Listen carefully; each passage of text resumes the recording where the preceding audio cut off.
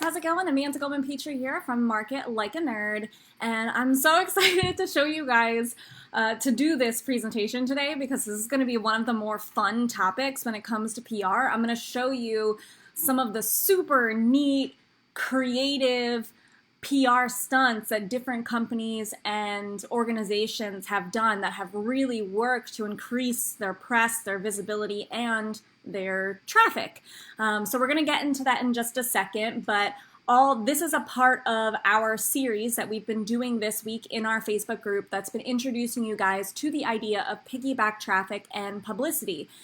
Because while we are really big proponents of Facebook advertising, and that is definitely the #1 type of traffic, it helps to have other form of traffic as well, and sometimes people just aren't ready for Facebook ads. So this is like the second tier type of traffic that we recommend.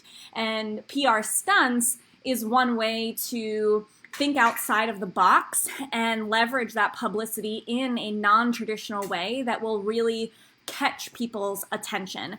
So I'm going to go ahead and pull up my screen share in just a second, and I'm going to walk you through some of these really cool PR stunts. Some of them you guys might even remember, but might not have realized, oh man, that was a PR stunt. I could do something like that in my business. So there are 7 types of stunts, and I'm going to show you a couple of examples of each type of stunt that has actually been utilized by really big companies or really small companies and organizations, and it's worked either way. So as we're going through this, if you have any questions about the stunts, or if you want to brainstorm how you could do something like this in your business, we can have some fun with it, okay? I'm going to go ahead and bring my screen share up. Let's make sure you guys can see this. And here,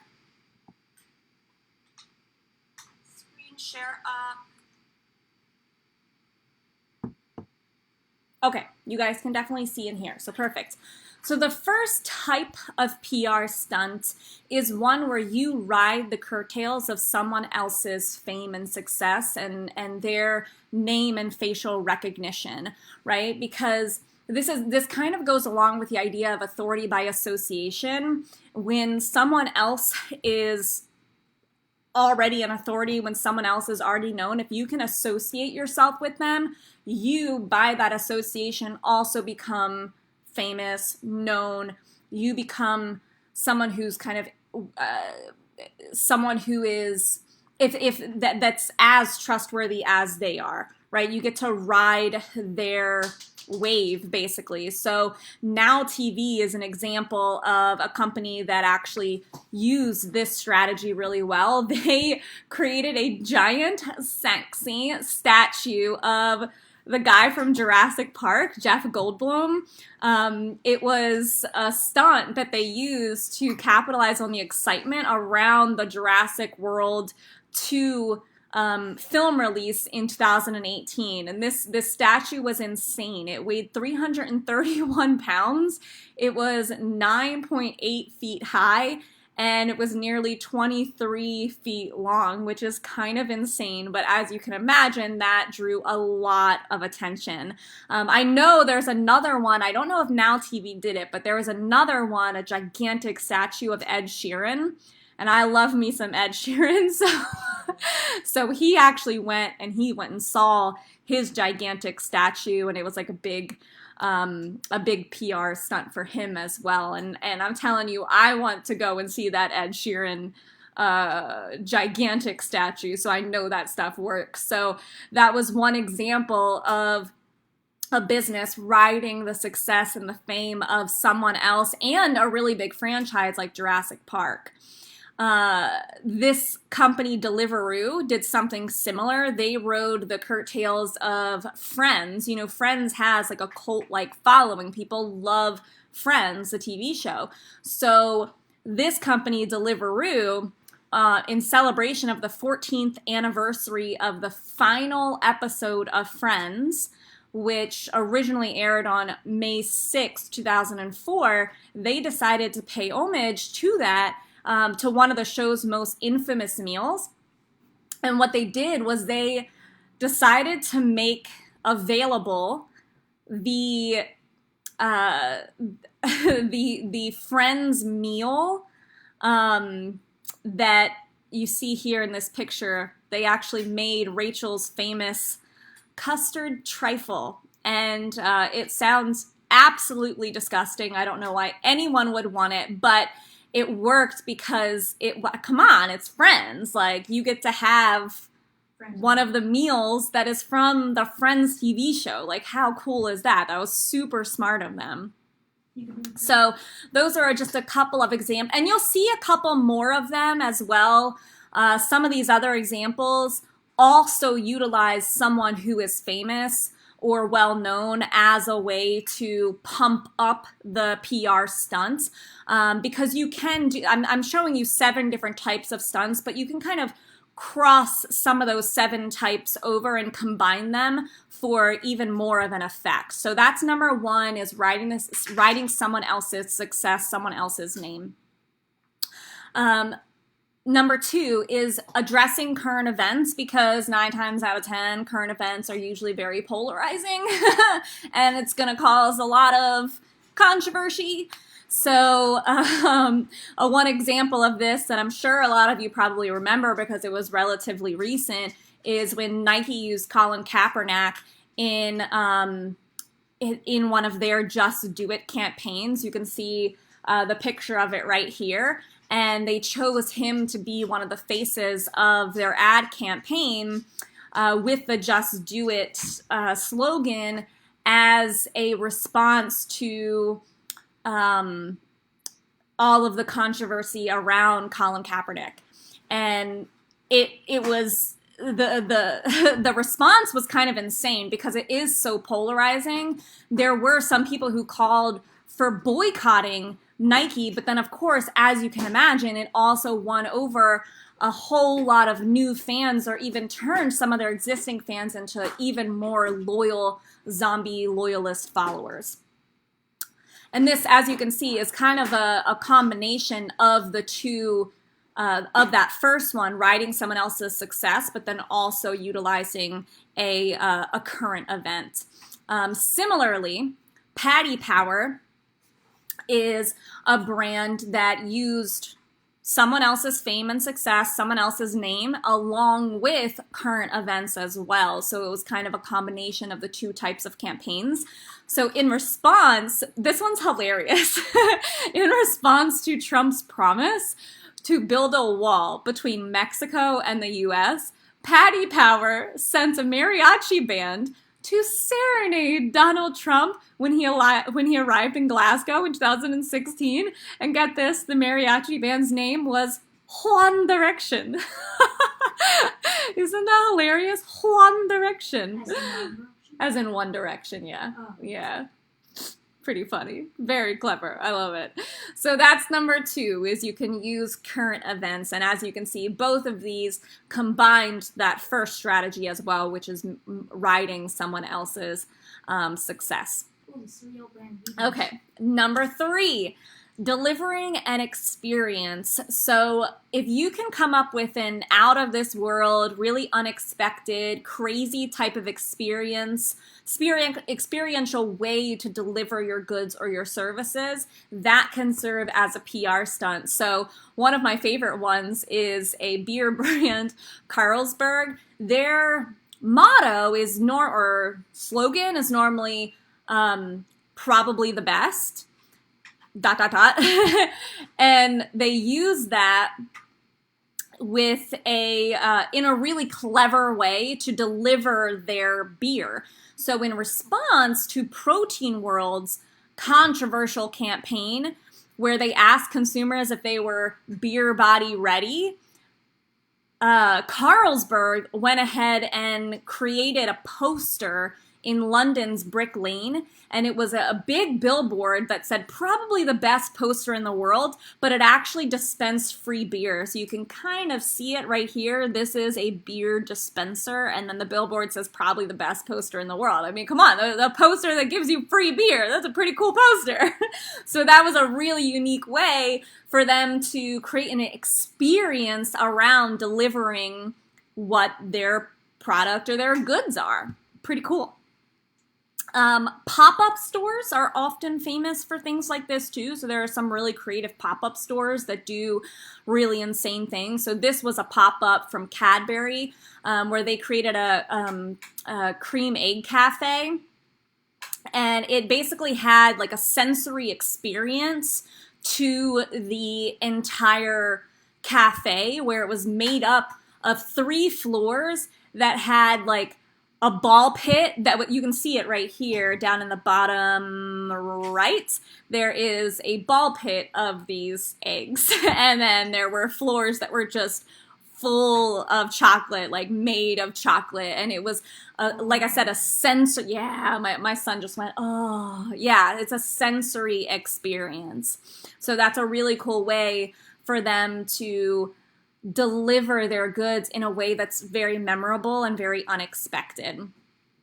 This is one where the movie industry actually went and decided to think outside of the box for one of their screenings. So Paramount actually created like a crazy epic stage on top of a cliff so that they could screen the movie Mission Impossible, which, I mean, that's very congruent. That makes sense. It's Mission Impossible. So they actually had like 2,000 people hiking up a gigantic like mountain so that they could watch a screening of the Mission Impossible movie. This was a cliff that rose 604 meters above the waters in Norway, which is insane. But people actually climbed that cliff and that mountain so that they could see that screening. Like, this is crazy. This is nothing like a normal TV experience. Like, if I lived in Norway, I would have done that. How freaking cool is that? I would love if more businesses did stuff like this. Like, these are really cool experiences. I would so much rather have a business create an experience out of delivering their goods and services versus like, give me a discount. This is so much cooler. It's those memories that it makes. All right, so another way you can kind of deliver an experience, and this is actually probably one of my favorites, is you can play a trick. You can play a trick on the press. You can play a trick on the consumers. You can play a trick on the competitors. You can just play a trick on someone, and then when you reveal that it's a trick, it becomes a big publicity opportunity. Actually, oh man, I didn't list it. I just thought of another one. I just watched this because it's very recent. So this combines with current events / riding the wave of someone else's fame. I'm trying to remember who it was. There is like some YouTubers who actually got Carol Baskin from the Tiger King to come on to a interview. And she's been obviously all over Facebook, in memes, absolutely everywhere because of coronavirus. Everyone's been stuck at home and they've been on Netflix like crazy. And the Tiger King documentary series has been super duper popular during this time. But Carol has been refusing to go on interviews. Well, so what these people did, and again, I can't remember their name. They're very popular YouTubers. They actually tricked Carol into thinking that she was on a Jimmy Fallon interview, and it was like a whole thing. They messaged her and called her, and they created a website that looked like it was like they do production work with Jimmy Fallon, and eventually convinced her to come on and talk to them about doing this interview. And they promised, like, I'm not going to talk about Tiger King. We're just going to talk about the cats. And when they actually got her onto the interview, she couldn't see Jimmy at all. And they convinced her that it was because, oh, well, Jimmy is recording in his house, it's the coronavirus, so like he's got his camera set up there, but you'll be able to hear him. And they went and they actually pulled clips of Jimmy interviewing other people that had, something to do with cats or just like general questions about quarantine, and then played those clips for her as a way to create a dialogue and she actually thought that she was interviewing with Jimmy Fallon, but really she was just interviewing with them, and they were playing these Jimmy Fallon clips, and it was all completely fake, which is, I felt kind of bad for her. It sounds terrible, but it's also like a hilarious trick that is just a brilliant PR stunt. So some other ones that you might also remember is, I loved this one, Payless. I feel like this was, maybe like 3 years ago? I can't remember. I remember when this happened. So Payless opened up a fake luxury shoe store. It was a way for Payless to start becoming known as a little bit more of a high value brand, because right now Payless is, well, not right now. Previously, Payless was known as like the cheap store that if you didn't have money for real shoes, you went to Payless and you got some like cheap ripoffs. And so they didn't really want to be known that way anymore. And what they did was they took over a former Armani store in California. They dressed it up with like high-end sculptures, art pieces. They rebranded it into a boutique store that they named Paylessy. Super funny. And then they invited all of these high-profile celebrities, fashion influencers, and those influencers came into Paylessy to see these shoes that cost like hundreds of dollars, but in reality, they're Payless shoes. They only normally cost like 20, 30, 40 bucks, but they were selling them for hundreds of dollars in Paylessy. And so they had like this big grand opening. There was all this press, all these cameras, and all these influencers were going around the store, looking at these shoes, talking about how much they love these shoes, buying all these shoes, and then it comes out, just kidding, these are Payless shoes. You just bought Payless shoes. Ha! And it was like this big trick that they played on all of these influencers, which got a lot of attention in the press and was, in my humble opinion, super hilarious. I would be super upset. No, I think they ended up, so my son said he would be super upset. I'm pretty sure they ended up like either refunding them or giving them the difference or something like that. I can't remember. It was years ago, but it was all in good fun. So another company that did something like that was the company Diesel, which is normally meant to be a little bit more of a high-end brand. They created a knockoff store, also called Diesel, but with the E and the I switched. And it was an actual Diesel store, but it appeared to be a knockoff store, like a counterfeit goods store. They did it in New York, and the store was set up as a way to look like a knockoff. They got these people coming through and buying what they thought were these knockoff clothes. Turns out what they were actually getting were 100% authentic items from Diesel, but not just authentic. They were one-of-a-kind pieces that were created just for this stunt. So now these people who came through thinking they were getting knockoffs have like collector's items that are probably worth a ton of money. So that was a really cool kind of like pop-up store meets prank type of PR stunt, which was really cool and, again, in my opinion, really funny. These are some of my favorite ones. I love, Shippy says this is hilarious. Yes, these are my favorite ones. And actually, Uba Butler, he's one of my favorite PR stuntmen. He's so brilliant. Oh my God. If you guys have not heard of Uba, you need to look up Uba. Uba Butler is brilliant. So he actually, Uba, yeah, I know, it's a fun, kind of a funny name. So what he did is he actually used, I think it was it Yelp or, I think it was Yelp. So he used one of those like review sites and created a fake restaurant with, like in his backyard, and turned the shed in his backyard to look like a restaurant, and then turned like everyday objects into plates that looked like real food. Like he just placed it well enough and did the photography well enough that it looked like it was this really delicious meal, when in reality maybe it's like a sock on a plate, and it was just meant to be complete BS. And in the Yelp page, it says that the restaurant is like really high end, it's exclusive, it's really hard to get into this restaurant, to get a table at this restaurant. Like you have to call really far in advance. And so people start calling to get reservations at this restaurant, and he just turns all of them away. And then eventually he calls them back and says, hey, we've got an opening. And he decides to actually make the restaurant a real restaurant. And so, because at first it was just, this is a joke, this is a prank, like all these people thinking this is a real restaurant, when in reality these are pictures of like junk on a plate. And this is a picture of my shed.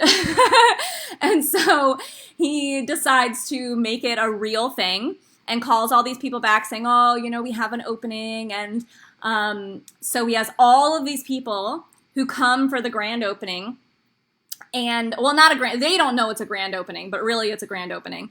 And so they come and they have to go through they have to know like a password, I think, or something like that. And they go back behind his house into this like hole in the wall restaurant that's really his backyard in his shed. And they actually make real food, and they serve them and they charge them. And then later it comes out that it was all a complete and utter joke. And I'm pretty sure they ended up, refunding everyone. They didn't keep the money. But then he starts getting all of these PR requests, these press requests, these interview requests. And so he does a global press tour at the same time, sending fakes of himself all around the world. So it was just like one prank on top of another. And he's really well known for that. He does stuff like that all the time, and he's just hilarious. So if you haven't looked up Uba, you need to look up Uber. He is just Uba Butler. He's hilarious. So pranks, PR pranks work really well. Okay. Number 5 is changing your name or your logo. And this kind of goes along with the prank. It's sort of a prank. So some of you guys might remember this. I think it was maybe like a year or so ago. It was recent, where IHOP changed their name and their logo. It was a prank. It wasn't, permanent. It was a joke, to IHOB. So International House of Burgers. They changed their name from the International House of Pancakes to the International House of Burgers. And it was just temporary, but we didn't know that. I actually remember when this happened, and I was like, what? Yeah, no! I was surprised, too, because I heard it on the radio, and I was like, wait, what? Yeah, I remember. Like, so my son, me, and my husband had a whole conversation. Like, are they serious? Are they really changing, and they're not doing pancakes? They're doing burgers? This is insane. Are they really changing their name?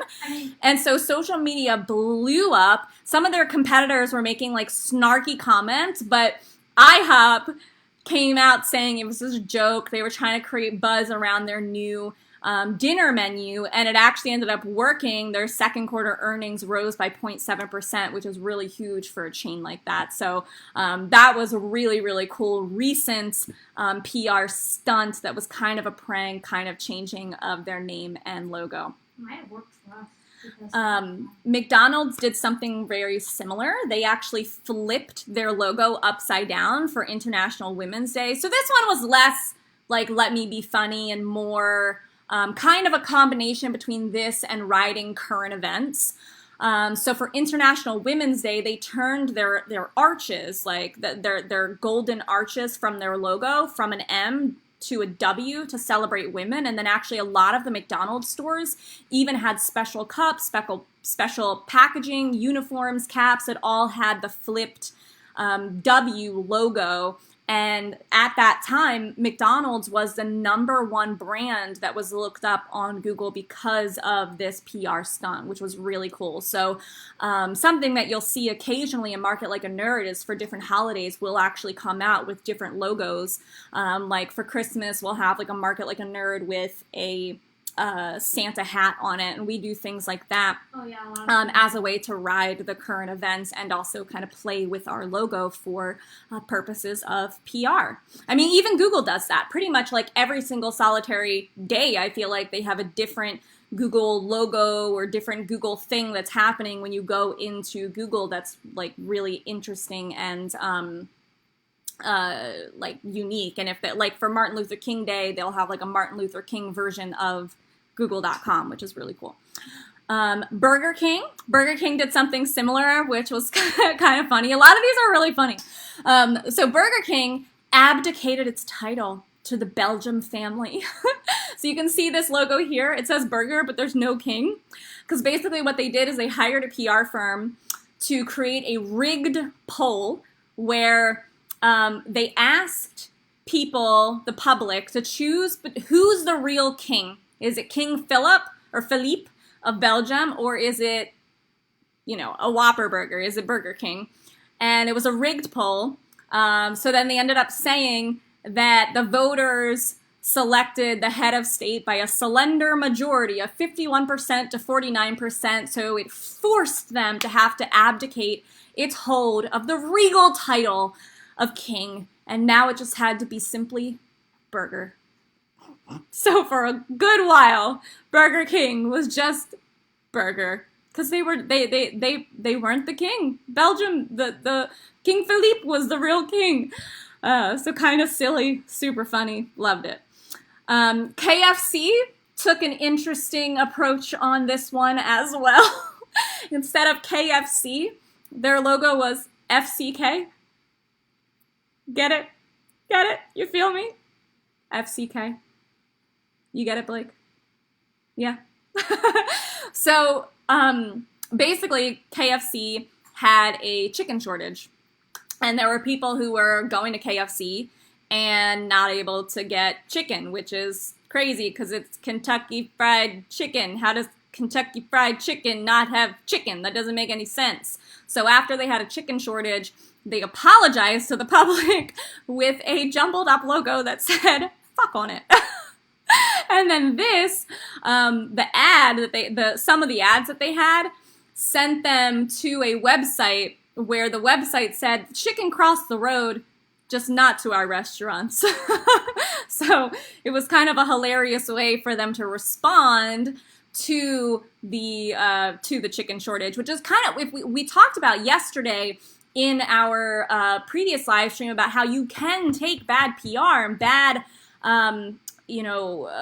circumstances and turn it into good PR. It was bad PR that they had a chicken shortage, but they took control of it and they shaped the narrative by turning it into a tone that people could praise them for and like them for and laugh at the situation instead of being mad at the brand for it. So this is a good example of how you can actually take bad PR and turn it into your favor. Okay, Lacoste is another example of how they shaped the logo to use as a PR stunt. So they actually, and I remember when this happened, it was so cute. Lacoste, they replaced their iconic crocodile logo with endangered animals. So I know, it was so cute. So what they did is they took 10 different little critters that were endangered, and basically the amount of animals that were left in existence in the wild from that species is how many limited edition Lacoste items they made with that logo. So if there were like 100 of these birds left, they made 100 Lacoste items with that bird as the logo. Which was really, it was like a cute way of taking a stand for something, riding current events, while also playing a PR stunt against their logo. All right, almost done. We got 2 more left. So number 6 is using some sort of visual display to create a wow effect, a wow experience in your PR stunt. So Epson, which most of you I hope know is like it's an ink brand. What they did is they took the U.S. synchronized swim team and got them to swim in basically like ink. And this was in 2006. They partnered with another company, a sportswear company called Triflare, and created these ink-based swim suits for the U.S. swim team. And then they had a 17,000-gallon multicolored tank where they did these performances live on these gigantic LED screens. So as you can imagine, it was like a beautiful visual performance and a beautiful visual display of what they do and what they stand for. And it got a lot of PR, not just for Epson, but also for Tri-Flare. So this is another sort of like sub tip here, is if you don't have the bandwidth or the capacity to do a PR stunt on your own, you can tap into the bandwidth and the capacity of a collaborator, and you guys can collaborate together on a PR stunt. So some other visual displays. This one here in Berlin, some activists. So this isn't just used by companies. It can also be used by individuals. It can be used by organizations. So an activist group called Greenpeace, they painted the streets of Berlin yellow, which was crazy. It was 3,500 liters of yellow paint that was desired. The desired effect was that they wanted it to resemble the sun and be a way to recommend solar energy as a way to put pressure on the German government to decrease the amount of coal power plants that they had. So this is kind of a combination of current events and visual display. So again, you can combine these different types of PR stunts. Last example of this type is, and again, this is an organization, so it wasn't a business. You don't just have to be a company or a big company. You can be a small company, you can be an individual, you can just be an organization and a 501c3. You can use these different types of PR stunts as well. So there's a suicide prevention charity called CALM, which is Campaign Against Living Miserably, and they decided to do a big PR stunt using a visual display of sculptures to bring awareness to male suicide. So they had 84 sculptures of men with hoods covering their faces on top of the ITV South Bank studios, again, as a way to raise awareness for male suicide. And as you can imagine, when you see something like that, I mean, we are typically with humans, like, you can say something to us, sure, but if we actually see it, we'll feel it, we'll empathize with it, it'll sit with us, it'll move us. And so that's the goal of these visual displays. All right, last example, or last type of PR stunts is leveraging technology. So using technology as a way to do something creative, out of the ordinary, unexpected, that really wows people. So Legendary Pictures, when they were promoting the launch of Kong Skull Island, many of you probably remember that movie, they actually set it up so that Skull Island was on Google Maps.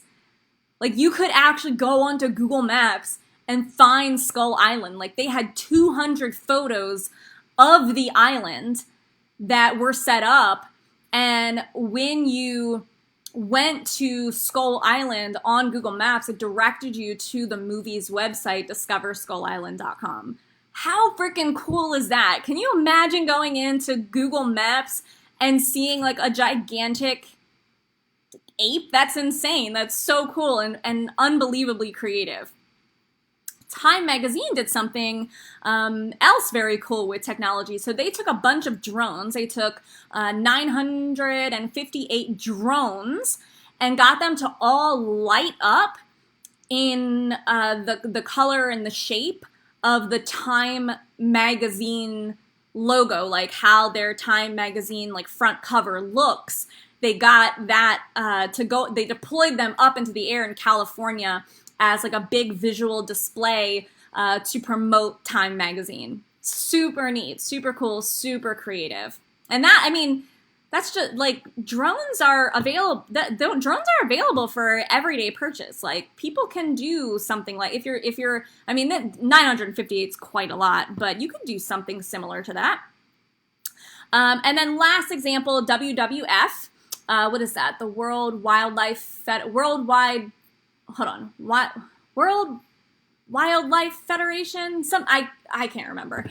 WWF's life-size elephant hologram. So as a part of their Stop Wildlife Trafficking campaign, they actually released a hologram that was life-sized, a life-size version of an elephant. It was just under 5 meters, but when you went past it, like it legit looked like an elephant just on the street. How crazy is that? Can you imagine going on the street and seeing a freaking gigantic elephant hologram? That's insane, and that's really going to catch your attention. So again, the 7 types of PR stunts is number 1, riding the coattails of someone else's fame.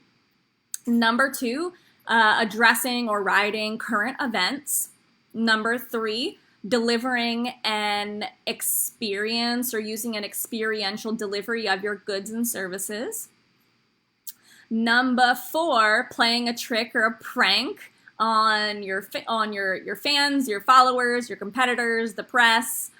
Number 5, changing your name or your logo, either in a serious manner or as, again, a joke or a prank. Creating some sort of visual display that creates a internal effect.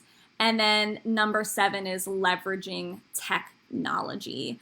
So there you go, guys. That is the 7 ways that you can use PR stunts in your business, along with some really cool, really famous examples of businesses, individuals, and organizations that have leveraged those PR stunts in successful ways that have impacted their amount of press, their amount of visibility, and their amount of traffic and sales as well. So I personally think these types of stunts are super hilarious, super funny, and super duper fun. Like, I would so much rather do something like this than just, be on a podcast or go write a guest blog. Like, those things are super important. Those things absolutely work. And you can't do PR stunts every single day of the year, but maybe you could do 1 a year in your business or 1 a quarter in your business or something like that.